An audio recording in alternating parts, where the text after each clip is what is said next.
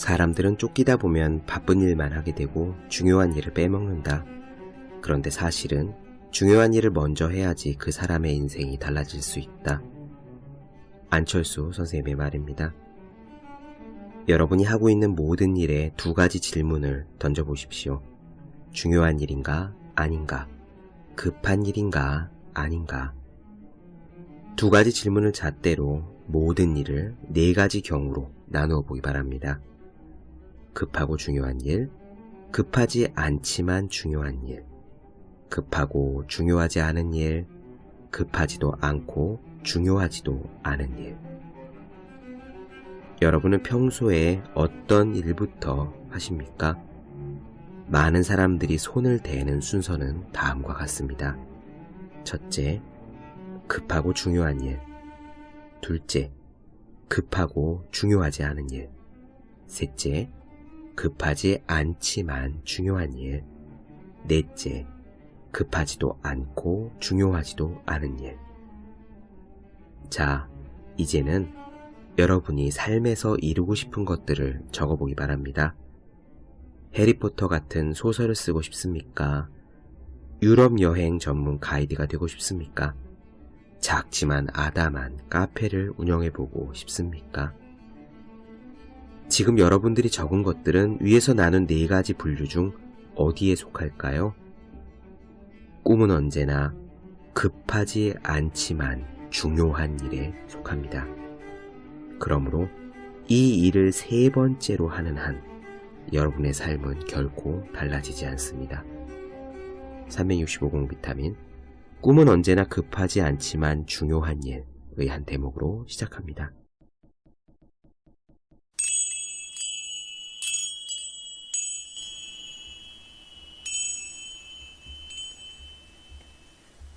네, 안녕하세요. 본격 공부작업 팟캐스트 서울대는 어떻게 공부하는가 한지우입니다.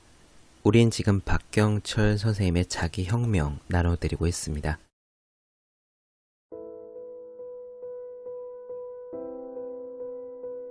처음에 말씀드렸다시피 자기혁명은 밀도가 높은 책이에요.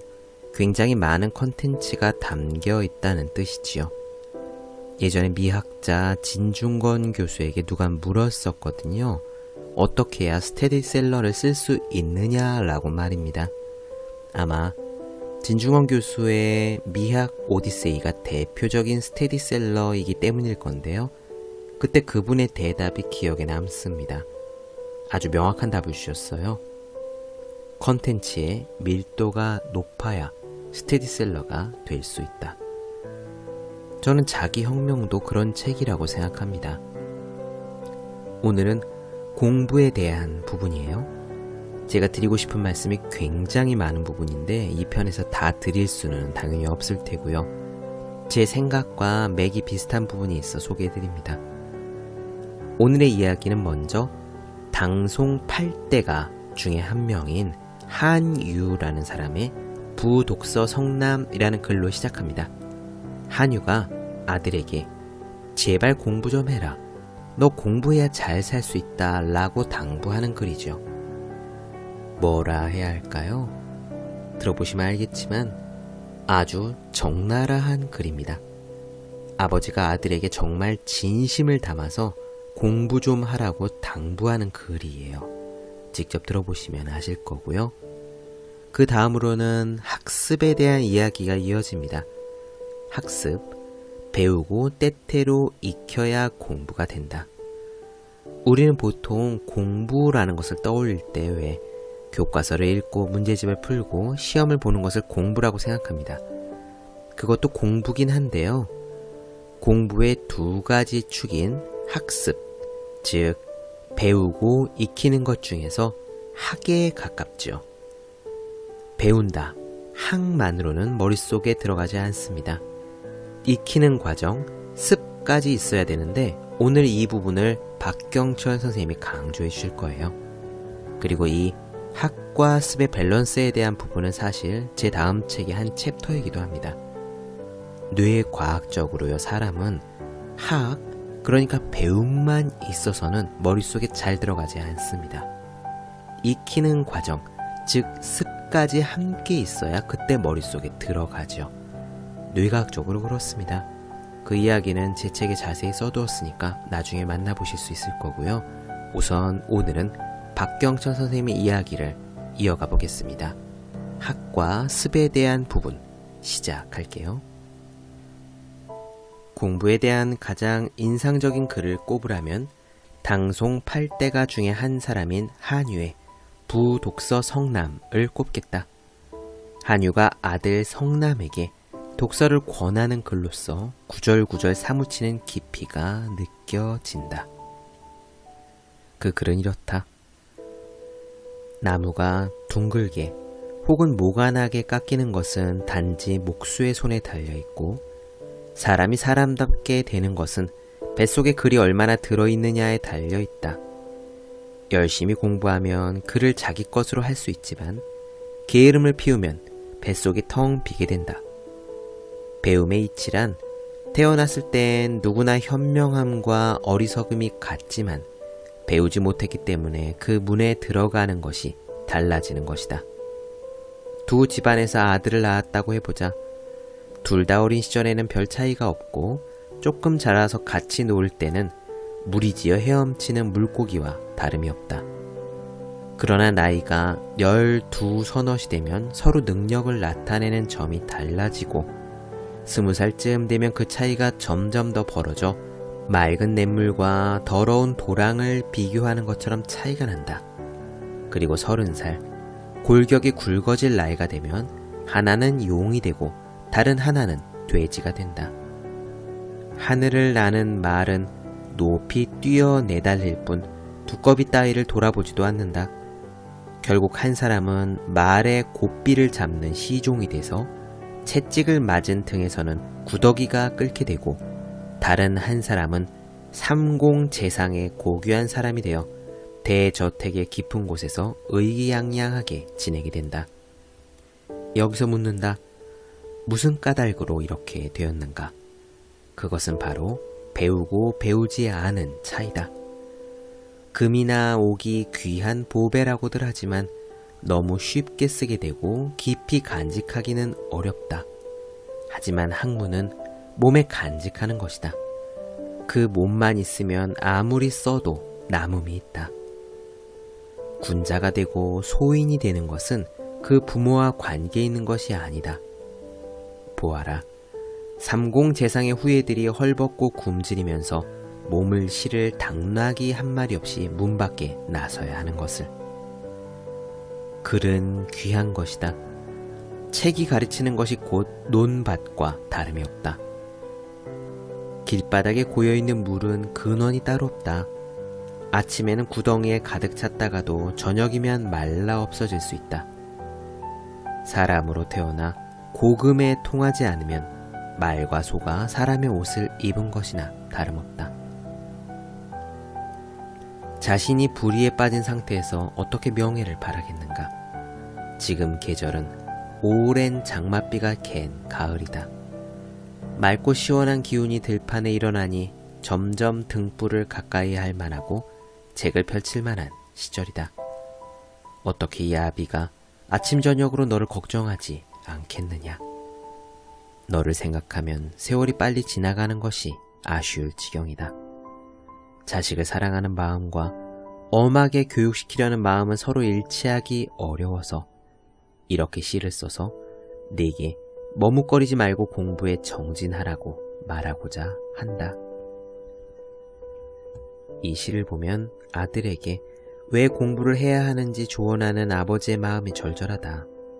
이처럼 옛사람들은 왜 공부를 해야 하고 어떻게 할 것인가의 문제를 깊이 고민했다. 하지만 지금 우리는 공부라는 말 속에서 점수를 떠올리고 점수를 높이는 방법이 곧 공부법이라고 생각한다. 또 공부를 해야 하는 이유는 스펙을 높여 좋은 데 취직하고 돈을 많이 벌기 위해서라고 여긴다.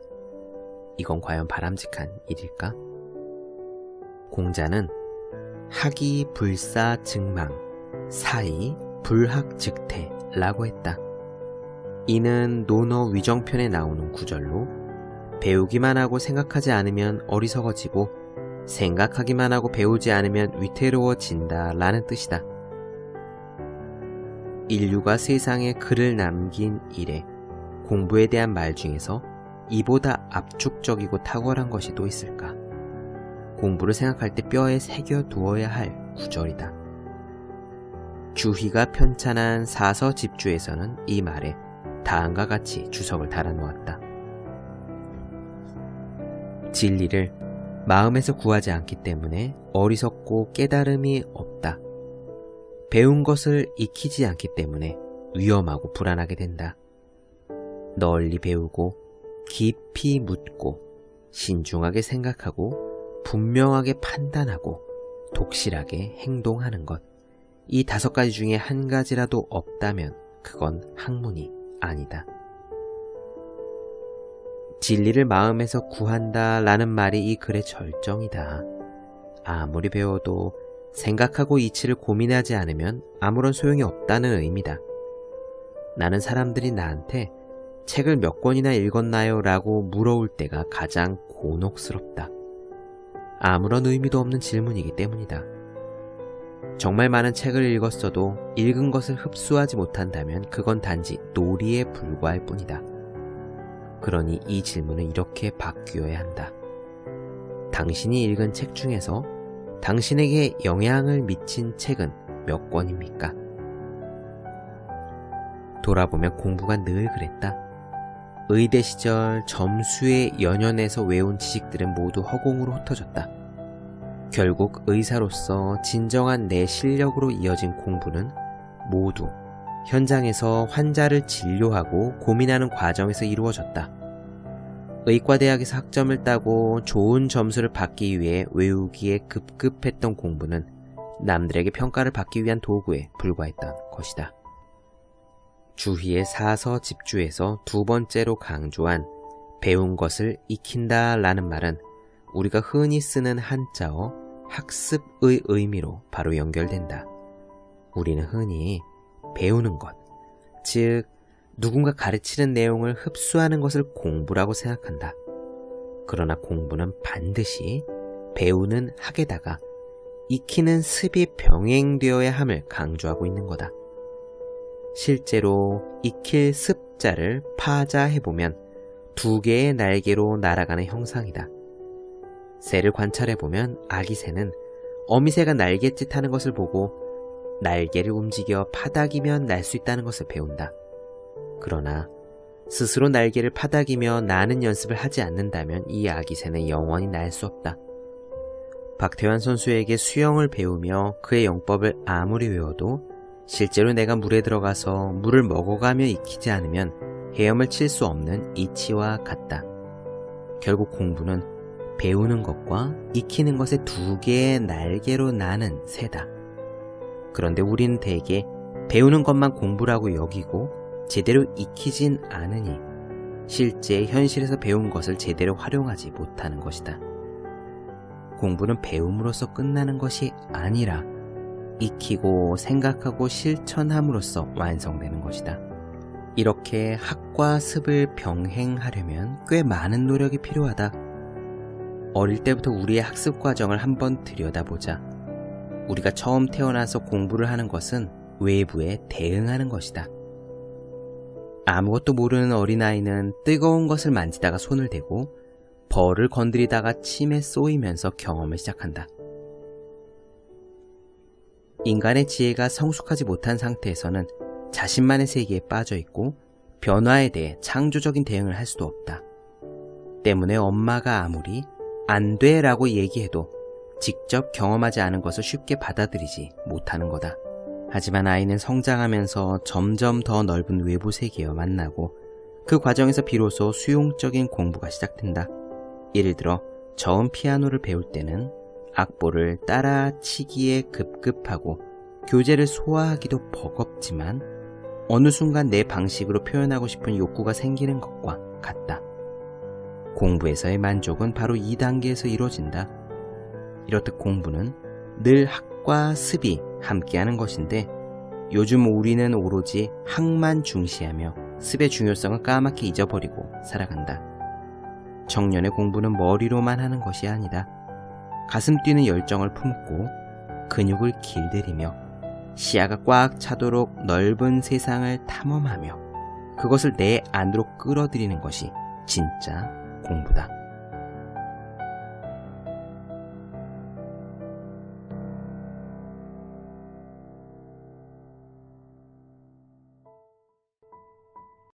네, 본격 공부작업 팟캐스트 서울대는 어떻게 공부하는가?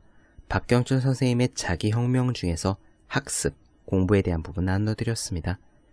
더 많은 이야기가 궁금하신 분들, 질문사항 있으신 분들은 제 네이버 블로그 생의 즐거운 편지, 다음 카카오 브런치, 한재우의 브런치, 인스타그램에서 해시태그 서울대는 어떻게 공부하는가, 유튜브에서 서울대는 어떻게 공부하는가 검색해 주시면 좋겠습니다.